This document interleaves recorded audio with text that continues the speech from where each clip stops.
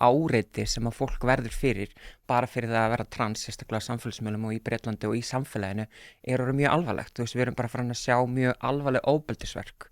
Við erum farin að sjá morð í Bretlandi. 16 ára transstelpa myrt í almenningsgarði að jafnöldur sínum og hluti af ásetningi þess var vegna þess að hún var trans og hún var tilheyrir viðkvæmum hóp.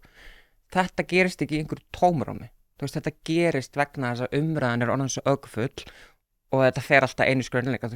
Hvernig getum við saman sem samfélag stöðva svona þróun þannig að enginn þurfi að vera myrtur eða drepinn eða vera fyrir ofbeldi út af sínum skoðunum og þess vegna þurfum við líka öll að bera ábyrgð á því hvað við segjum og hvað við erum að tala og hvernig við komum inn í umræðina af því það skiptir svo miklu máli. Þó við getum verið ósammála alla hluti en við þurfum samt einhvern veginn að vera sammála það, við ætlum ekki að fara á eitthvað ákveðið plan og minnst það vera þessi skautun sem hefur orðið svo mikil, þetta hefur færst einhvern veginn orðið svolítið svona öfgafullir og fólk hefur leyft sér að segja öfgafullir hluti og mér finnst það mjög áhyggjufull þróun. Já, ég sko, út af því að öll svona félagsleg inngrip á hálfu hins opinbera eitthvað sem að ég tel að séu mjög varhugaverð þar sem við ætlum að tróða einhverjum ákveðnum normum ofan í kokið á hvort öðru, sko.